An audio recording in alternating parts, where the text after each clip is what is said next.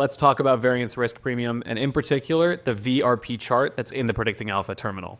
If you have watched any of our content or gone through the masterclass, you know that variance risk premium is the reason we run option selling strategies to begin with. And for the ETF strategy in particular, the core chart and data that we use is literally called the variance risk premium tracker. So in this video, I want to go over how to use that chart to run this strategy effectively and address some of the main questions that you might be having about how to use this chart to run the strategy effectively. Let's go into it.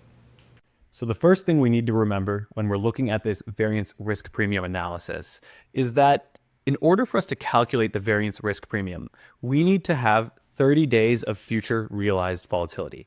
And the reason that this graph is so powerful and the reason we need that is because unlike other VRP analysis, we're not comparing the future forecast, the implied volatility, against the past of what happened before. We are actually taking measures of what was the implied volatility on this day, and then we weight the time period and we say how much volatility was actually realized over that time, and what's the point difference between implied and the subsequent realized volatility. That allows us to get a real accurate forecast of what the variance risk premium is for an asset. That's why this graph is calculated this way. And that's why these numbers, like the average VRP, are so valuable. There's a caveat though. The caveat is that it means we need 30 days of data. So the last data point was 30 days ago. There's pros and cons to this, right? The pros is the VRP calculation is really good. And realistically, forecasting what's going to happen literally tomorrow, very difficult. If we could do it, we'd all be trillionaires. What's a lot more reasonable is to say we can measure the variance risk premium and then try to extract that on average. That's why it's not a huge deal that we don't have the last 30 days, because we're actually trying to trade something that's a lot more prevalent than just like today's little change. And we only want to be trading it if it's more prevalent than that, because the odds of us screwing up trying to calculate or capture today's little change is like 100%. So we want to trade something that's bigger than us, let's say. Now, that doesn't mean I don't look at these things. And there's a couple workarounds that I have to give me insight into the recent window of volatility. There's really two things that I use. The first is the IV percentile. And the second is what I'll talk about down here, which is the volatility time series. So first up, the IV percentile. Realistically, as this is covered in our masterclass, the variance risk premium is present no matter what the IV percentile is. As a percentage of the implied volatility, it's the same, more or less. There's no direct correlation. However, as the IV percentile increases, we expect realized vol to be more, and that means your P&L variance, your actual just variance in your P&L, is going to be greater.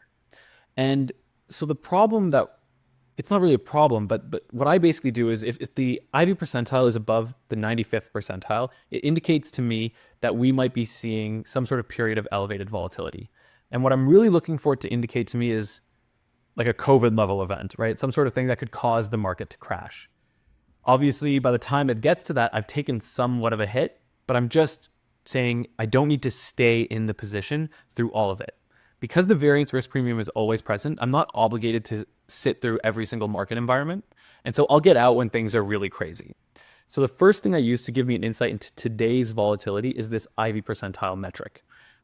If the IV percentile is relatively stable, the variance risk premium is positive over time, like why wouldn't I be trading it, right? At least as a part of the basket that I'm trading for the ETF strategy.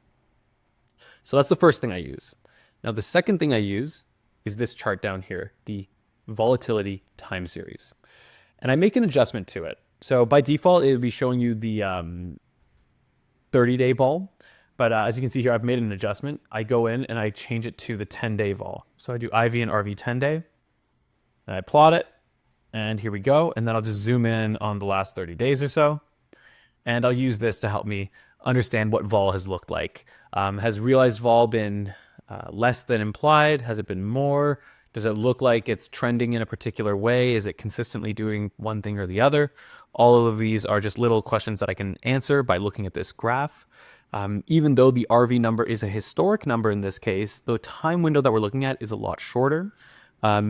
meaning it's a lot easier to compare the two. You're not trying to like do a huge forward window and a huge backwards window. The windows are tighter. It's easier to look at them side by side, and I'll use that to help me make the decision.